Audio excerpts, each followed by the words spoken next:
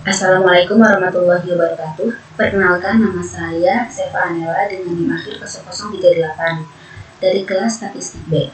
Oke, pada video kali ini saya akan menjelaskan proses analisis data menggunakan aplikasi SPSS yang meliputi uji validitas, uji reliabilitas, dan juga regresi linear berganda. Oke, sebelum saya masuk ke tutorial pertama yaitu uji validitas, sebelumnya saya sudah memasukkan data yang akan saya analisis yaitu data UTS sebanyak 100 responden dan sudah saya jumlahkan per variabelnya. Jadi langsung saja kita masuk ke yang pertama yaitu uji validitas. Jadi langsung saja kita klik analyze, lalu kita klik correlate, klik bivariate, dan masukkan semua variabel ini dan masukkan juga jumlahnya yang sudah tadi dijumlahkan. Lalu pada kolom correlation coefficient kita centang persen, dan pada kolom test of significance kita centang pada ini detail dan juga centang pada flag significance, lalu kita klik OK. Nah, sudah selesai. Lanjut, kita akan masuk ke uji reliabilitas, yaitu kita langsung klik saja analyze, lalu kita cari atau kita klik scale, lalu kita klik reliability analysis. Nah, masukkan variabelnya, tapi tanpa jumlah, jadi cuma variabelnya kita masukkan. Pada model ini kita terus klik statistik, dan pada descriptive score kita centang scale if item direct, lalu kita klik continue dan kita klik OK. Uji reliabilitas sudah cukup sampai sini, lalu kita akan masuk ke uji asumsi klasik. Oke, meliputi 3 uji asumsi klasik, yaitu saya akan menggunakan uji normalitas dan heteroskedastisitas serta juga multikolinearitas. Oke, yang pertama yaitu uji normalitas. Kita langsung saja klik analyze, klik regression dan linear. Lalu pada variabel pada faktor dependen kita isi yang variabel H ini. Dependen kita masukkan variabel FL, M serta FWB-nya, lalu klik save. Lalu pada kolom residual ini kita centang yang unstandardized, lalu kita klik continue dan OK. Lalu kita klik lagi analyze, lalu kita cari non-parametric test, kita klik legasi dialogs, dan kita klik yang one sample KSM-nya. Nah, pada tes variabel ini kita masukin variabel yang unstandardized residual, kita masukin ke tes variabel di sini. Oke, nah pada kotak test distribution ini kita udah centang normal ya, lalu langsung klik OK. Nah, sudah uji asumsi klasik yang pertama yaitu normalitas sudah, lalu kita ke uji asumsi klasik yang kedua yaitu uji heteroskedastisitas dengan Glaser ya, kita pakai ini. Jadi ke analyze, regression, linear. Nah, klik pada kita klik save terlebih dahulu.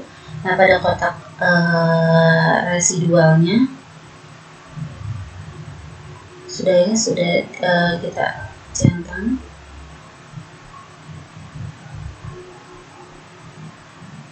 Lalu kita klik continue dan OK.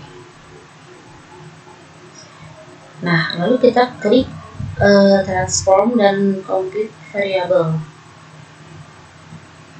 Nah, pada target variabel ini kita ganti menjadi ABS res.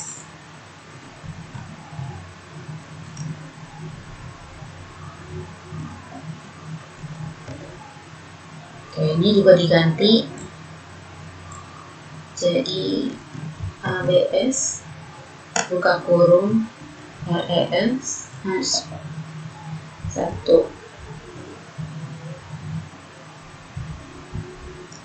Lalu kita klik OK ya teman-teman. Nah, lalu kita lanjut ke analyze, regression, dan linear. Lalu pada kolom dependent ini kita ganti menjadi atau kita isi menjadi ABS res ini.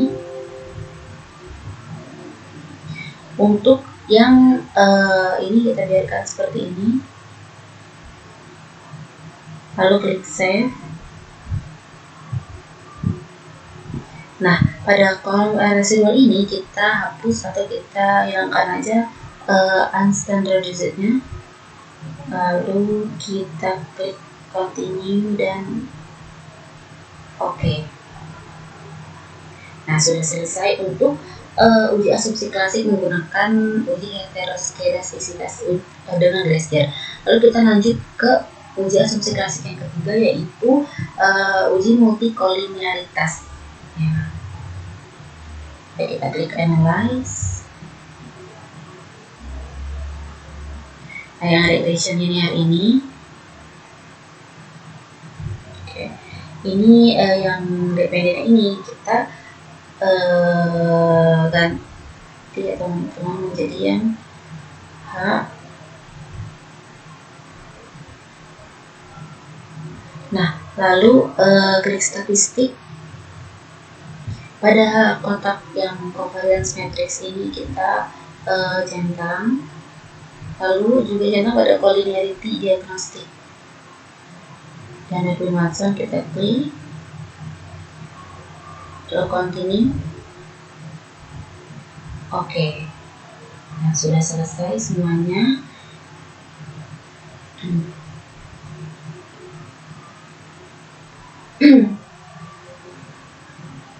Nah, OK, untuk analisisnya yaitu yang pertama itu ada uji validitas ya. Nah, uji validitas itu kan bertujuan untuk mengetahui apakah item pertanyaan mampu mengubah variabel penelitian yang baik atau tidak. Nah, pada output SPSS ini kita bakal fokus ke yang correlation ini. Nih, yang percent correlation dan juga sig-nya. Nah, pada variabel probability ini diperoleh hasil yaitu hasil nilai korelasinya itu adalah 0,817 dengan nilai sig 0,000. Nah, jadi dalam uji validitas itu item menyatakan valid apabila nilai signifikansinya ini lebih kecil dari 0,05. Nah, ini kan nilai signifikansi itu 0,00. Berarti variabel dari probability ini dinyatakan valid ya, karena nilai signifikansi itu lebih kecil dari 0,05.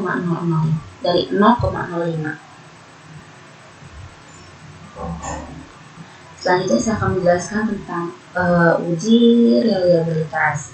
Nah, uji reliabilitas itu bertujuan untuk mengetahui apakah instrumen penelitian memiliki tingkat konsistensi yang baik. Artinya, apakah alat ukur yang digunakan mampu memberikan hasil yang stabil dan konsisten. Nah, pada output SPSS yang saya lihat, ya, kita fokus ke pada ini reliability statistik ya, yang nilai Cronbach alpha-nya. Nah, suatu variabel itu umumnya dinyatakan reliable apabila nilai Cronbach alpha-nya itu lebih besar dari 0,60. Nah, di sini kita bisa lihat ya, bahwasannya nilai Cronbach alpha-nya ini 0,60 0,851, yaitu lebih besar dari 0,60. Berarti dinyatakan pada variabel frugality ini dinyatakan reliable. Lanjut ke uji asumsi klasik. Nah, setelah kita mencari uji validitas dan juga asumsi klasik, uji validitas dan uji reliabilitas tadi, kita lanjut ke uji asumsi klasik ya. Uji asumsi klasik itu yang pertama ada uji normalitas ya. Pada output SPSS kita akan fokus ke one sample Kolmogorov Smirnov test ini. Ya, kita fokus pada nilai asing Siktutel ini yaitu 0,144 ya. Nah, yang ini yang asumsi tutel 0,44. Nah, dalam uji normalitas, apabila nilai signifikansinya lebih besar dari 0,05, maka residual dinyatakan berdistribusi normal karena nih yang asumsi tutel ini lebih besar dari 0,05 yaitu 0,144, berarti dinyatakan variabel ini berdistribusi normal. Nah, selanjutnya kita akan masuk ke uji asumsi klasik yang nomor 2, yaitu uji heteroskedastisitas. Pada output SPSS, saya akan fokus pada tabel koefisien. Nah, ini dia, kita akan fokus pada koefisien. Pada fokusnya kita ke kolom yang sik ini ya, yang sik ini yang paling ujung ini, karena variabel FL mempunyai 0,178, variabel M mempunyai nilai siknya dengan 0,180 dan FWB punya nilai siknya itu 0,457. Nah, dalam uji heteroskedastisitas, apabila nilai signifikansi itu lebih besar dari 0,05, maka model dinyatakan tidak mengalami heteroskedastisitas. Jadi ini semua tidak dari ketiga variabel ini yang probability, minimalis serta finansial baik ini itu model ini tidak mengalami heteroskedastisitas karena nilainya ini lebih besar dari 0,05. Selanjutnya yaitu kita akan masuk ke uji asumsi klasik yang ketiga, yaitu uji multikolinearitas. Pada output SPSS kita akan fokus pada ini ya, sama ya koefisien, cuma kita akan fokus di collinearity statistiknya. Nah, ini dia collinearity statistik, toleransi dan PIF ini. Nah, hasil menunjukkan frugal living ini memiliki nilai toleransi sebesar 0,573 dengan LPF-nya 1,744, sedangkan minimalis dengan nilai toleransi ini itu 0,528 dan nilai FIF-nya ini 1,895. Dan juga pada variabel financial well-being, nilai toleransi ini sebesar 0,756 dan nilai FIF ini sebesar 1,323. Nah, dalam uji multikolinearitas, model dinyatakan bebas multikolinearitas apabila toleransi lebih besar dari 0,10 dan seluruh FIF lebih kecil dari 10, maka dapat disimpulkan bahwa model regresi bebas multikolinearitas. Nah, sudah kita sampai situ untuk yang uji asumsi klasik. Kita akan lanjut ke regresi linear berganda. Nah, pada pendataan ini atau data ini Anda dilakukan untuk melihat pengaruh frugal living, minimalis, dan juga financial well-being terhadap happiness. Nah, yang pertama kita akan melihat koefisien determinasi atau R-square ini. Nah, kita akan fokus pada model summary. Nah, ini model summary yang ini ya guys. Nah, pada tabel ini kita akan fokus ke R-square. R-square ini di 0,303 ya. Nah, artinya variabel FL atau frugal living, minimalis, dan juga financial well-being ini itu mampu menjelaskan variabel H sebesar 30,3%. Sedangkan sisanya sebesar 69,7% dipengaruhi oleh faktor lain di luar model penelitian. Nah, lanjut kita ke yang uji. Kita langsung masuk ke uji F atau simultan ya. Kita akan lihat tabel ANOVA. Nah, ini di bawahnya pada tabel ini kita akan fokus ke nilai F ini dan juga nilai SIG-nya ini. Ya. Nah, hasil pengujian menunjukkan nilai F hitung sebesar 13,899 dengan nilai signifikansinya itu 0,000. Nah, dalam uji F, apabila signifikansi lebih kecil dari 0,05, maka variabel independen secara bersama-sama berpengaruh terhadap variabel dependennya. Nah, karena nilai signifikansinya 0,00 lebih kecil dari 0,05, maka dapat disimpulkan bahwa variabel frugal living, minimalis, dan juga financial well-being ini secara simultan berpengaruh terhadap variabel happiness. Nah, selanjutnya kita akan masuk ke uji T atau parsialnya. Nah, kita akan fokus kepada tabel koefisien ini ya teman. Pada tabel ini kita akan fokus kepada nilai SIG-nya yang ini, nilai SIG. Nah, pada variabel FL atau frugal living itu menunjukkan bahwa variabel frugal living memiliki nilai signifikansi sebesar 0,049. Nah, dalam uji T, apabila nilai signifikansi lebih kecil dari 0,05, maka variabel dinyatakan berpengaruh signifikan. Nah, karena nilai nilai SIG ini 0,049 lebih kecil dari 0,05, maka dapat disimpulkan bahwa variabel frugal living ini berpengaruh signifikan terhadap variabel happiness. Nah, untuk yang variabel M selanjutnya, variabel M ini peroleh nilai SIG sebesar 0,893. Ya, artinya itu lebih besar dari 0,05.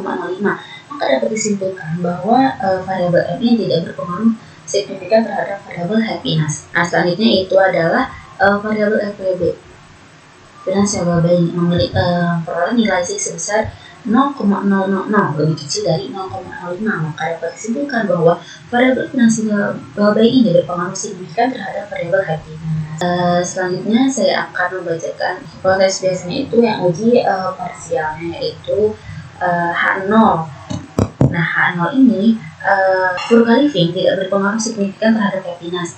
H1-nya frugal living berpengaruh signifikan terhadap happiness. Selanjutnya itu ada H0, padahal minimalism tidak berpengaruh signifikan terhadap variabel happiness. Dan H2-nya yaitu variabel minimalism berpengaruh signifikan terhadap variabel happiness. Dan yang terakhir yaitu H0, variabel financial well-being tidak berpengaruh signifikan terhadap variabel happiness. Dan H3 yaitu variabel financial well-being berpengaruh signifikan terhadap variabel happiness. Mungkin itu saja yang bisa saya jelaskan. Mungkin kurang lebih dan kurang bermanfaat, mohon dimaafkan. Terima kasih. Wassalamualaikum warahmatullahi wabarakatuh.